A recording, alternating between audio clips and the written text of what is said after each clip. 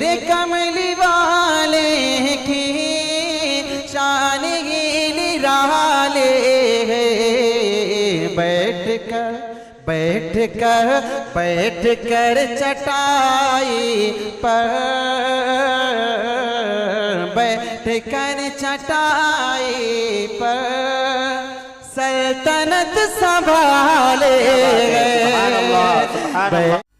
صدر محترم حضرت مولانا ابو ریحان صاحب فاروقی مدد ظلہ العالی، استاذ محترم حضرت مولانا عارف صاحب مدد ظلہ العالی، استاذ محترم مولانا احمد خان صاحب مدد ظلہ العالی، ہم سب کے بزرگ اور ہندوستان کی معروف شخصیت مبلغ اعظم، مقرر، ہندوستان کے مشہور عالم دین جن سے ہم سب واقف ہیں، حضرت مولانا قاری احمد علی صاحب مدد ظلہ العالی،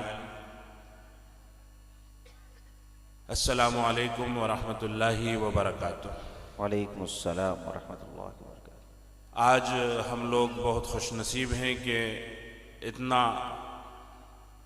اتنے علماء کرام اتنی تعداد میں آج ہمارے سرزمین قنوت پر موجود ہیں۔ اللہ ان کی موجودگی سے ہم سب کو استفادے کی توفیق عطا فرمائے۔ میں نے یہ چاہا تھا مولانا رمضان صاحب سے، کیونکہ مولانا احمد خان صاحب جو میرے استاد سے پہلے اپنی بات کہہ گئے، اور عام طور پہ ترتیب یہ ہوتی ہے کہ پہلے چھوٹے اپنی بات کہہ دیں، سبق سنا دیں، پھر بڑے اپنی بات کہیں، لیکن حضرت مولانا کو کیونکہ جانا ہوگا، مسلسل سفر ہوتے ہیں، تو یقیناً انہی کے ایما اور حکم پر مولانا رمضان صاحب نے حضرت کو دعوت دی۔ اب مجھ سے بھی کہا کہ تھوڑی دیر میں اپنی بات کہہ دوں، اور میں انشاءاللہ بہت مختصر وقت میں کوشش کروں گا کہ چند باتیں کہوں، اور اس کے بعد ہم سب باقی علماء کرام کے بیانات تفصیل سے سنیں۔ ہمارے مولانا مفتی طارق جمیل صاحب جو نظم آپ سب کے سامنے پڑھ رہے تھے کہ ہم آخری نبی کی آخری امت ہیں، اور آخری نبی کی آخری امت زندہ باد، یقیناً ہمیں ہمارے آقا محمد مصطفیٰ احمد مجتبیٰ صلی اللہ علیہ وسلم کے طفیل اللہ نے وہ مقام اور کام عطا کیا ہے کہ دوسری امتیں اس مقام اور اس کام پر رشک کرتی ہیں۔ ہمارے نبی کی شان اور آپ کا مقام اگر ہم دیکھیں اور خود کو پر غور کریں، گریبان میں جھانکیں، آئینہ دیکھیں، تو ہم یہ پائیں گے کہ ہم کسی حال میں اس قابل نہیں تھے کہ ایسے عظیم نبی کی امت میں پیدا ہوتے، لیکن اللہ نے اپنے کرم سے اور اپنے فضل سے ہمیں اس امت میں پیدا فرمایا۔ اس پر ہمیں اللہ کا جتنا شکر ادا کرنا چاہیے اتنا کم ہے۔ ہم لوگ یہاں پر آئے اور میرے آقا صلی اللہ علیہ وسلم کے غلاموں کے جوتوں میں جو خاک لگی ہوتی ہے اس کے ذروں کے برابر بھی ہم نہیں ہیں، لیکن آپ حضرات نے ہمارا استقبال کیا، اور کیونکہ آپ نے استقبال کیا تو ہمیں اندر سے محبت اور عزت محسوس ہوئی۔ کسی شخص کا استقبال کوئی علاقے کا کوئی لیڈر کرے، کوئی عالم کرے، کوئی مفتی کرے تو اس کو بڑا اعزاز مانا جاتا ہے۔ اگر کسی کا استقبال کسی صوبے کا وزیر اعلیٰ کر دے، کسی ملک کا وزیر اعظم کر دے، کسی مملکت کا بادشاہ کر دے تو اس کو ایک بڑا اعزاز مانا جاتا ہے۔ ذرا تصور کریں کہ جس شخصیت والا صفات کا اس روئے زمین پر خود اللہ استقبال کرے اس کا مقام و مرتبہ کیا ہو۔ ہم سب سورہ علم ترا پڑھتے ہیں اور 10 صورتوں میں سے عام طور پر 2 صورتوں سے ہی کام چلاتے ہیں۔ ہر رکعت میں علم ترا لإلاف، علم ترا لإلاف۔ یہ سورہ علم ترا کیا ہے؟ یہ واقعہ فیل کیا ہے؟ میرے آقا محمد مصطفیٰ صلی اللہ علیہ وسلم کی ولادت بسعادت 570 عیسوی میں ہوئی ہے، اپریل کے مہینے میں تقریباً، اور فروری کے مہینے کے اندر یہ واقعہ ہوا ہے۔ ایک بادشاہ کعبہ کو ڈھانے کے ارادے سے، بیت اللہ کو منہدم کرنے کے ارادے سے آیا، اللہ نے اپنے لشکروں میں سے ایک لشکر بھیجا۔ اللہ چاہتا تو فرشتوں کو بھیج دیتا، اللہ چاہتا تو آگ کی بارش کرتا، اللہ چاہتا تو پتھروں کو برساتا، اللہ چاہتا تو ہاتھیوں کے مقابلے میں ہاتھیوں کو بھیجتا، لیکن اللہ تعالیٰ نے ننھے پرندوں کو بھیجا اور ہتھیاروں کی جگہ ان کو چھوٹے چھوٹے کنکر عطا کیے۔ یہ ابابیل کا لشکر آیا اور اس نے جو پتھروں کی بارش کی، اللہ تعالیٰ اپنی کتاب میں فرماتا ہے الم تر کیف فعل ربک باصحاب الفیل، کیا نہیں دیکھا کیا کیا تمہارے رب نے ہاتھی والوں کے ساتھ، الم یجعل کیدہم فی تضلیل، کیا ان کی پلاننگ کو، ان کی منصوبے کو، ان کی سازش کو ناکام و نامراد نہیں کر دیا۔ وَأَرْسَلَ عَلَيْهِمْ طَيْرًا أَبَابِيلَ، ان پر پرندوں کے جھنڈ بھیجے، ترمیہم بحجارۃ من سجیل، جو پرندے چھوٹے چھوٹے کنکروں سے ان ہاتھیوں اور ہاتھی والوں کو مار رہے تھے۔ جو یہ حملہ ہوا کنکریوں کا پرندوں کے ذریعے ہاتھیوں پر، ہاتھی والوں پر، اس کا کیا نتیجہ ہوا؟ فَجَعَلَهُمْ كَعَصْفٍ مَّأْكُولٍ، ہاتھی والوں کو اور ہاتھیوں کو، ان کے سارے ہتھیاروں کو، ان کی شان و شوکت کو، ان کی طاقت و قوت کو ملیا میٹ کر دیا، انہیں کھایا ہوا بھوسا بنا دیا۔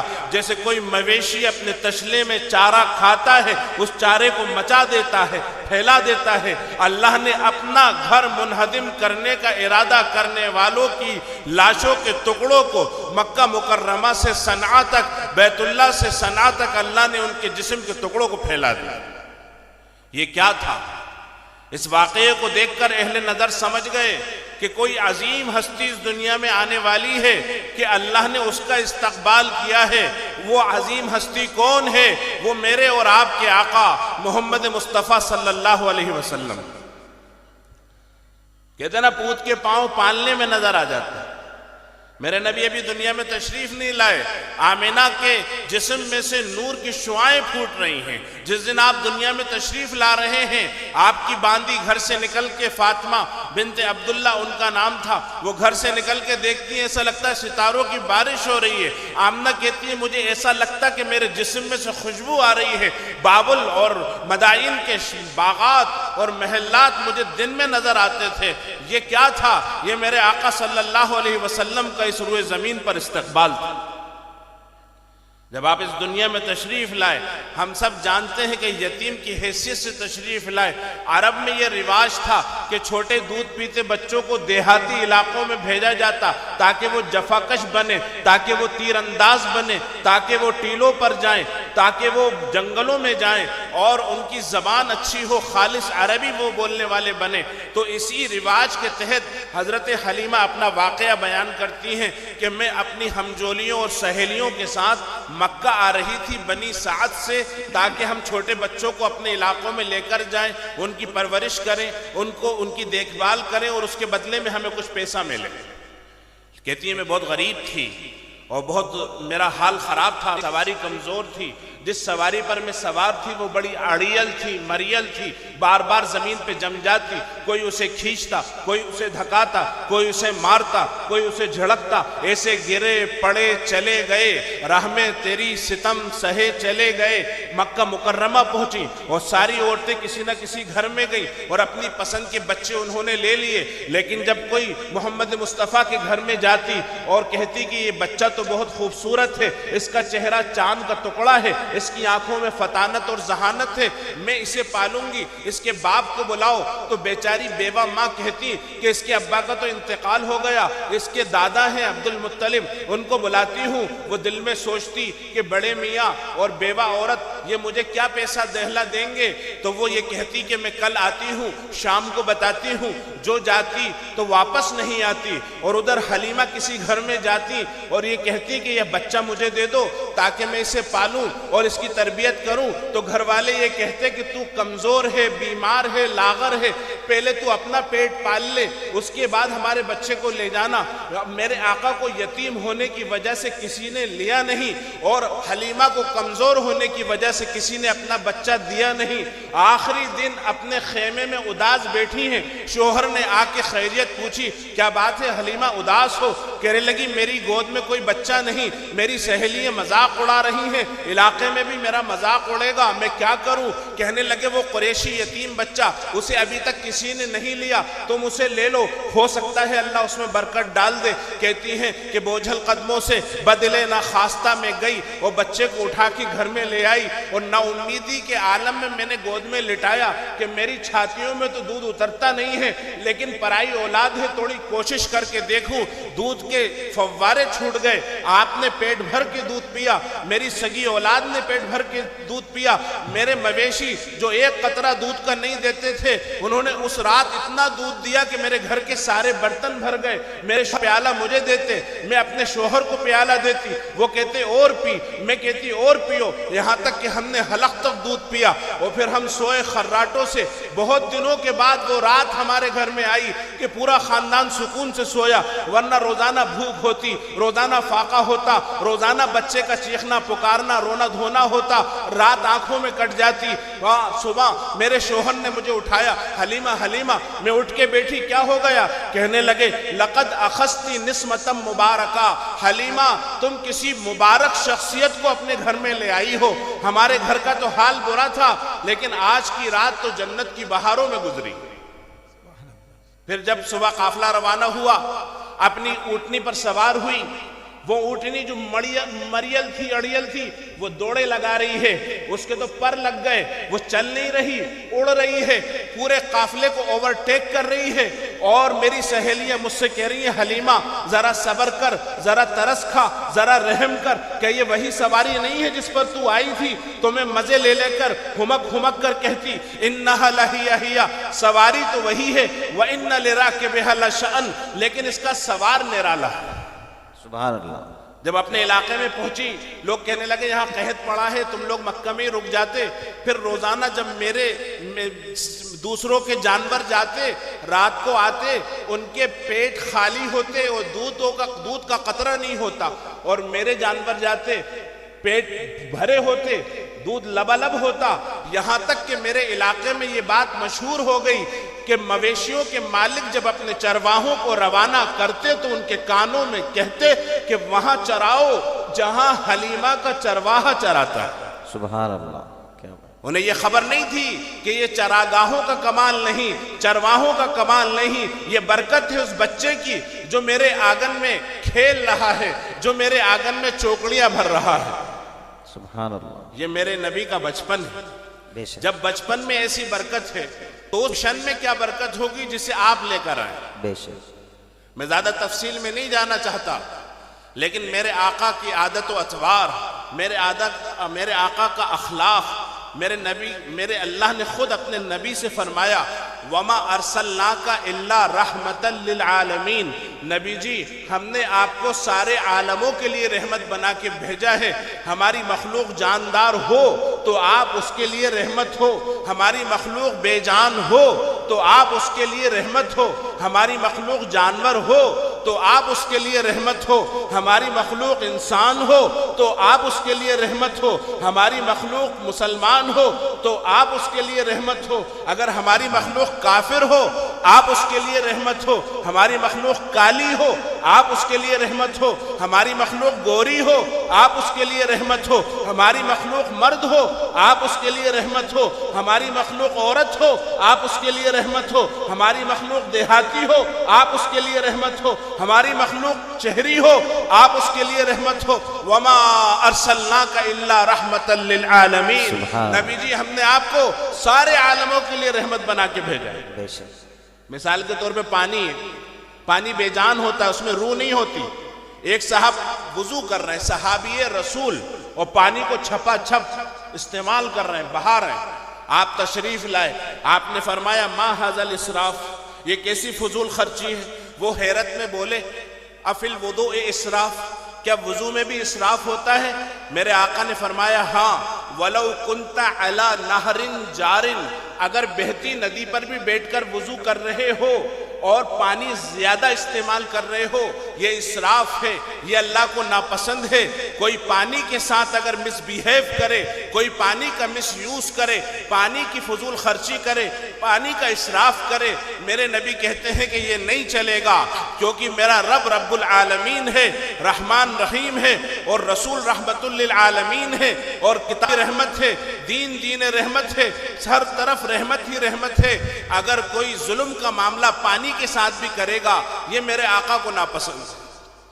بے شک۔ ایک عورت نے بلی پالی، فرمایا اس کو باندھ دیا، اس کو بند کر دیا، نہ کھانا پانی دیا، نہ اسے چھوڑا کہ وہ چوہے کھا کے پیٹ بھر لے، بلی بھوک پیاس سے رو دھو کر مر گئی۔ میرے نبی نے فرمایا قیامت کے دن اللہ اس عورت کا نہ روزہ دیکھے گا نہ نماز دیکھے گا، بلی کے ساتھ بدسلوکی کرنے کی وجہ سے اسے جہنم میں ڈال دیا۔ ایک فاحشہ بے پردہ عورت اپنے گھر کو جا رہی ہے اور جاتے جاتے ایک کتے کو دیکھتی ہے، کلبن یلہث ویأکل الثری، کتا ہانپ رہا ہے، کیچڑ چاٹ رہا ہے۔ اس نے دل میں کہا اسے ایسی ہی تو پیاس لگی ہے جیسی مجھے لگتی ہے۔ وہ فاحشہ زانیہ بے پردہ عورت کنویں میں اترتی ہے، بڑے جتن سے چمڑے کے موزے میں پانی بھر کے لاتی ہے اور اس کتے کو پلا دیتی ہے۔ میرے نبی نے فرمایا کہ اللہ کو اس کا یہ عمل پسند آ گیا، اللہ نے اس کے سارے گناہوں کو معاف کر دیا اور اس کے لیے جنت کا داخلہ مقدر کر دیا۔ فی کل ذی کبد رطبۃ اجر، اگر ایک کیڑا بھی ہے اور اس کی رگوں میں دوڑتا ہوا خون ہے اور اس کے دل میں دھڑکتا ہوا، سینے میں دھڑکتا ہوا دل ہے اور اس کے جسم میں جان ہے، اگر تم اس کے ساتھ اچھا سلوک کرو گے اجر ملے گا، بس سلوکی کرو گے اللہ کے غصے کے شکار ہو جاؤ گے۔ اور اگر انسان ہو تو کیا کہنے؟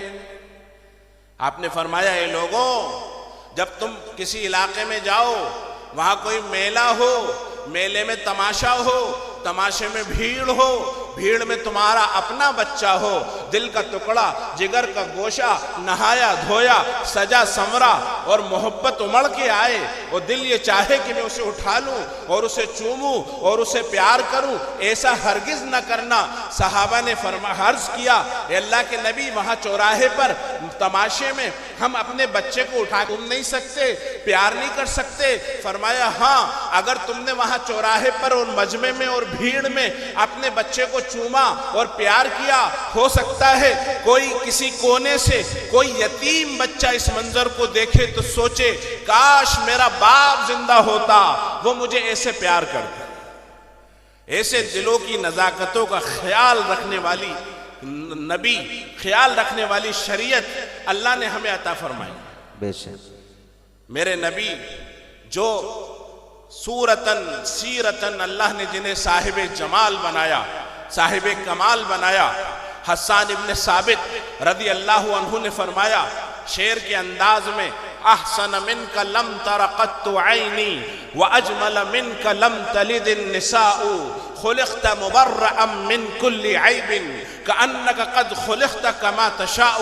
آپ سے زیادہ پیارا چہرے والا میری آنکھوں نے کوئی دیکھا نہیں، آپ سے زیادہ اچھا دنیا کی ماؤں میں سے کسی ماں کا بچہ ہوا نہیں۔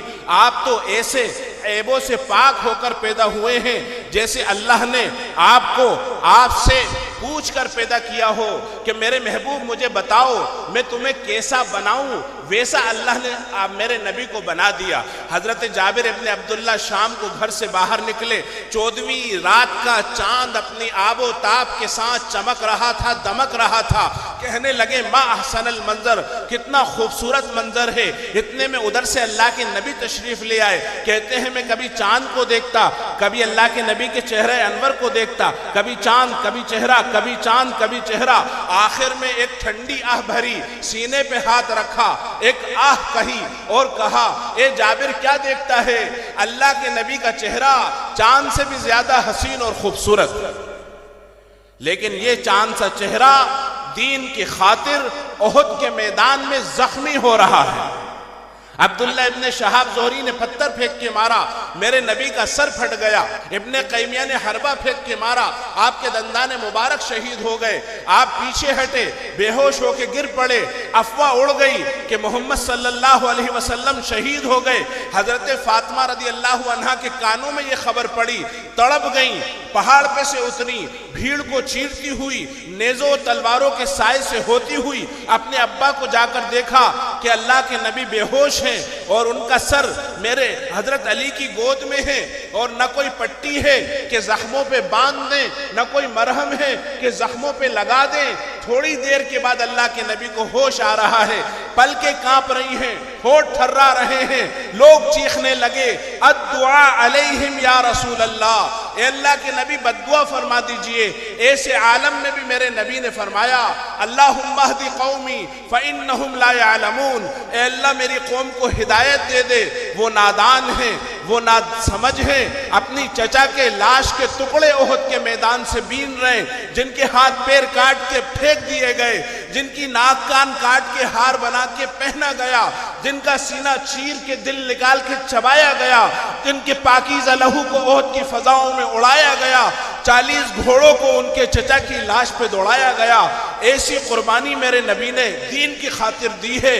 ہم سے تو مولانا احمد صاحب بس اتنا ہی کہہ رہے ہیں کہ ہم جان نہیں دے سکتے، نہ دیں، ہم خون نہیں بہا سکتے، نہ بہائیں، لیکن کم سے کم آج اتنا عہد کریں کہ ہم اپنی ساری زندگی پیر کے ناخن سے لے کے سر کے بالوں تک، پیر کی چپلوں سے لے کے سر کے اماموں اور ٹوپیوں تک، پیدائش سے لے کر موت تک، جنازہ اٹھے یا ڈولی اٹھے، ہر حال میں اپنے نبی کے طریقے پر زندگی گزاریں گے۔